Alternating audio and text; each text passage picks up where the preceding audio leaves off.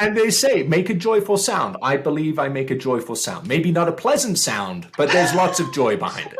All of our listeners will say that you make joyful sounds every time you open up your mouth. So you're making plenty of joyful sounds. There you go.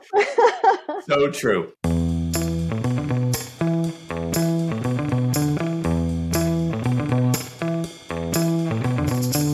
Welcome back, everybody. Today, I'm very excited to have one of our special guests with us, Marcela Piñeros.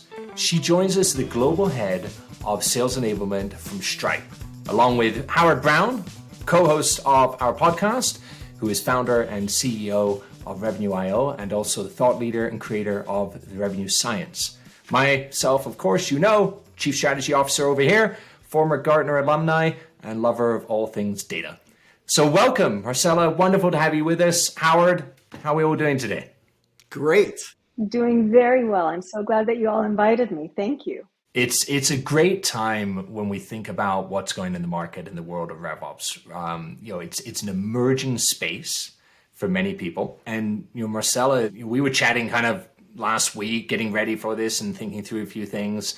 I just want to start today with the external forces that you're seeing as somebody that you're in this from an enablement perspective, right? And that world of enablement that is so critical to RevOps, but is fundamentally shifting, right? We are way past simply basic training and coaching anymore. And I won't steal the thunder here, but maybe let's just start there if that's okay. What's your perspective of the world of enablement today as it pertains to RevOps? Well, I think that change is definitely the theme, right? And most of the folks that are listening can probably relate to this. So apart from if we take like a super macro look, macroeconomic situation, for organizations that still consider enablement a type of training, a type of just information transfer, it's a very risky place to be, candidly, right? Because we see a lot of budgets getting tightened. And for those of us that have been in a situation where we are looking to solidify our value as more than just information transfer, really understanding that as part of the enablement charter, our job is to focus on reducing the risk for the organization. It's on increasing predictability. It's on increasing efficiency. And that goes above and beyond just conveying information to people, right? That's definitely a part of it, but that's just the tip of the iceberg. So I think that right now, folks are much more acutely aware of how important it is to make sure that their charters are much broader, more strategic. But then from within organizations, if we see most enterprise level organizations that have a sales enablement function have already started to see how sales enablement is more than just sales enablement. It's like when you play tennis, they tell you to hit through the ball. Yeah. Sales enablement, you have to hit through the sale. You have to get to the post sale. You have to get to the revenue, right? You have to go beyond just, did we close? Did we get a signature? So I think all of these things are kind of driving a full-on transformation in the way that we see ourselves and the way the organizations see us, and just looking at it from a macro perspective. Yeah, I love that perspective. And, we have for a while now said here and advised our listeners, right, really leaning into understanding the buying and the selling process. And if I paraphrase it, I love your analogy of hitting all the way through the ball, hitting all the way through that process is so key. And I would just invite enablement leaders to really think about cross-functional integration now, right? Lighting up all of those different revenue streams, because the closer you can get to the customer and what's happening on that side, that's ultimately what companies are focused on, especially to your point on a macro condition where we're headed into a bit of a downturn. People are going to look at the things that are driving success with the customer. So RevOps enablement is all about hitting the ball all the way through. I think that's a great way to look at it. I have a question as well, because we were talking earlier, and I know you're a musician and that's a passion of yours. Yes. What we're talking about is really orchestrating, right? How do you orchestrate all of these pieces throughout the organization to move towards this new version, new form of enablement? I'd love to hear some of that from you. Definitely. I think it's interesting. A long time ago, I was at a conference on leadership, and one of the sessions that they had was they brought a philharmonic orchestra to sit amongst the attendees. And we didn't know that. We just walked into the room, and next thing I know, I'm sitting in the middle of the string section. Wow. Right. And they had a conductor come up and start playing and it was like completely transformative. My heart just kind of grew out of my body listening to this. And what really struck me is that middle way through the song, all of a sudden the conductor left the stage and the orchestra just kept playing.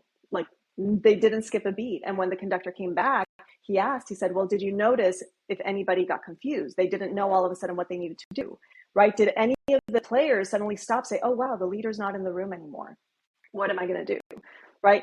With the world that we have today, we have professionals, people that have dedicated their lives to do the job that they do, to play the instrument that they play. Mm. And the role of a true conductor is to make sure that everybody's reading off the same sheet music and that they've all practiced it and they all know the motion so that they can walk away, no problem, and people are still going to keep operating where they're supposed to operate. So if I look at that in the world of, in the terms of revenue enablement is a lot about, are we all reading off the same sheet?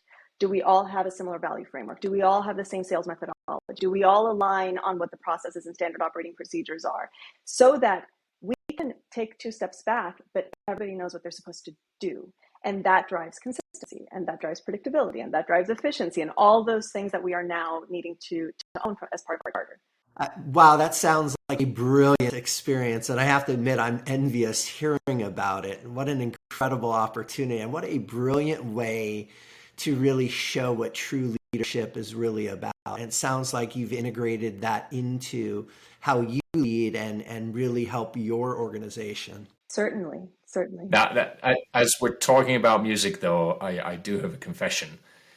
My wife, Marcela, she comes from a similar background to you. Their family incredibly musical. When I first met my wife, I remember in the first American Thanksgiving I went to, and it was like the Von Trapp family from Sound of Music sitting around eating turkey. And you're talking with somebody that I love music. I have tried to teach myself the piano.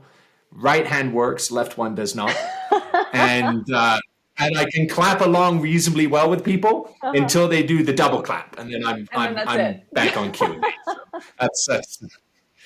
So I would fail miserably at the conductor in the real world of that. So it's unfortunately not my thing. Every musician needs someone that can appreciate music sitting next to them. So you still have a job. There's job security in what you do, Alastair.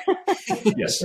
And they say, make a joyful sound. I believe I make a joyful sound. Maybe not a pleasant sound, but there's lots of joy behind it. Listen, all of our listeners will say that you make joyful sounds every time you open up your mouth. So you're making plenty of joyful sounds. There you go.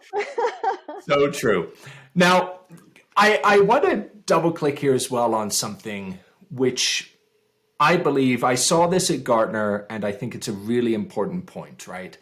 This idea that the touch points, the volume of touch points, it's got a lot more complex, right? Like if I even think back to even just 10 years ago, right?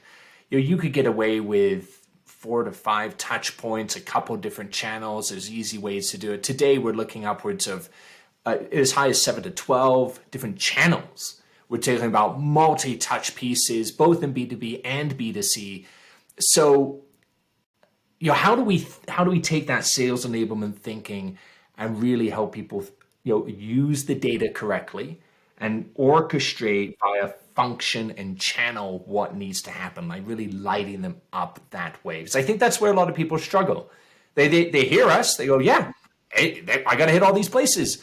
But it turns into this volume game where, okay, well, I'll just send more on this, more on this, more on these distinct channels of digital and phone and email. But they're not actually thinking through the behavior and what's happening to the customer as we're doing that as well. So right. Marcela, let's start with you, and then Howard, I'd love to get your perspective on the behavior piece there as well. I think what you're highlighting is just an alignment on the customer journey.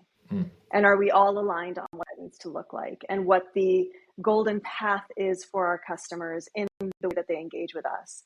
And a lot of that is empowered and enabled, no pun intended, by so many different functions within the organization. So there is a lot of work that has to be done just coordinating internally, right? And I think of that in the context of kind of 4 dimensions. There's people, there's process, there's tools, and then there's data. Mm-hmm. Right? And so if I look at the people, even internal to my organization, so much of our job is change management, right? So I'll ask my team to do a heat map of who they have relationships with across the organization so that we can get a clear alignment on stakeholders. They each own relationships with key stakeholders, and they are responsible for aligning and letting folks know that we're working on this, off of the premise that true change happens in one-on-one conversations more than in one-to-many, right? For folks that are single person enablement teams in companies, they need to align on like sales advisory councils and have kind of those multiple alignment pieces. So that's like the people piece. But then we also have the process and the tooling. And this is where you and I were talking about this last week, Alastair. If I think about the Great Recession, this is a compelling factor right now that is impacting anyone that's responsible for enabling teams, right? How can we quickly onboard new talent? How can we retain knowledge before people leave and take that knowledge with them?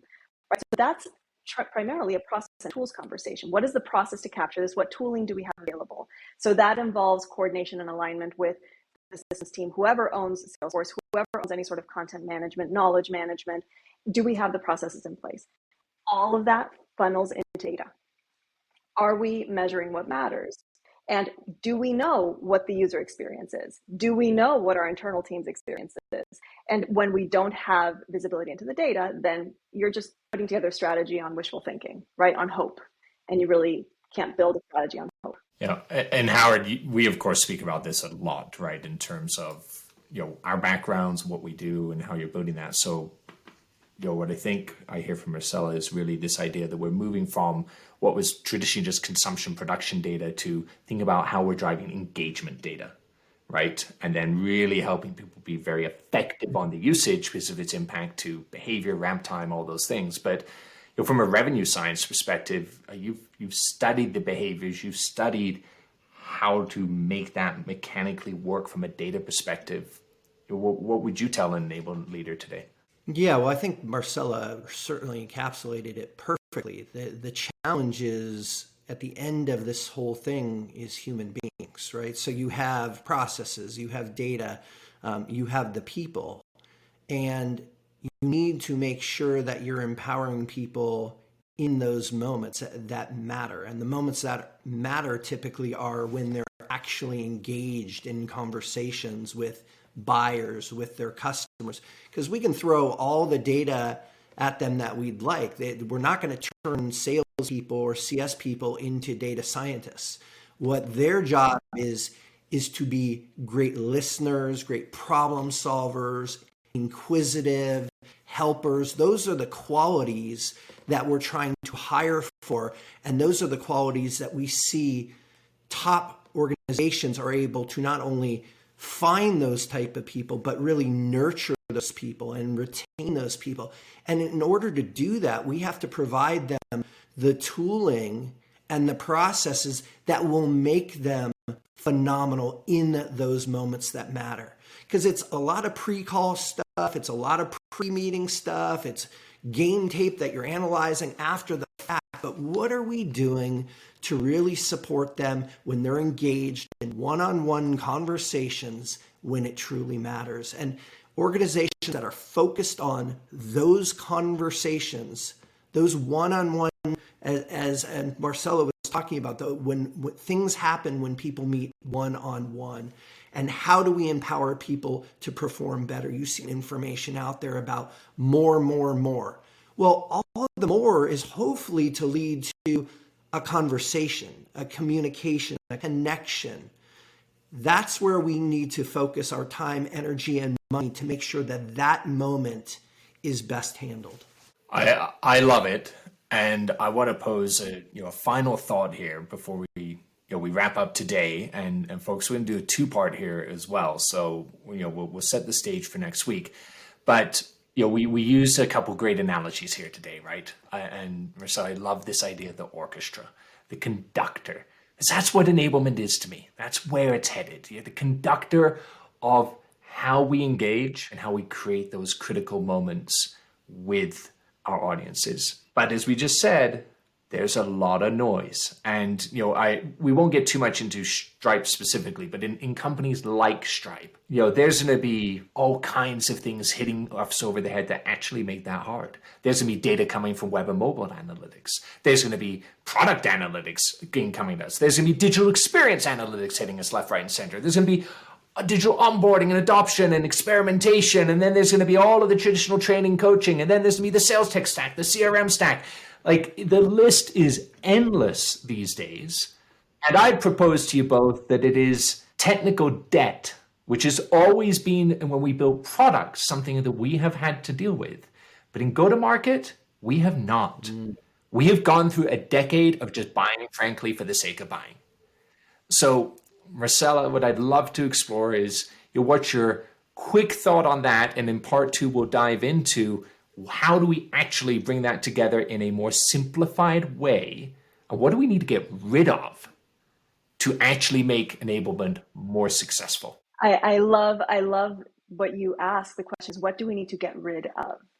And we have in our tech stack resources that apply to enablement 8 years ago, 7, 6, even 5 years ago. Enablement was a different function than it is today, right? So if your tech stack is not giving you visibility at scale into what behavior the reps have in the field with the users, it is less useful to you today than it ever was, right? Mm-hmm. If you have a tech stack that's primarily focused on distribution and pushing information out as quickly as possible, as long as it's tracking what information is actually useful, great. If it's not tracking that, it's not really the solution that you would potentially need as you're evolving into a future state.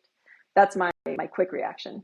I love it. Howard, any final reactions from you, or you want to take us home for next week? No, I'm super excited about next week's episode, and I want to get underneath how do you actually get rid of tools, because tools typically come with people who love those tools. They're their tools. How do you separate them from the tools? So I can't wait for our next episode. Great. Well, listen, thank you both for today. For those listening in, like, subscribe as always, add your comments, and we will see you on part 2, where we're going to answer the critical questions of what to get rid of and how. Well, thank you for having me. This was so much fun. Thanks so much.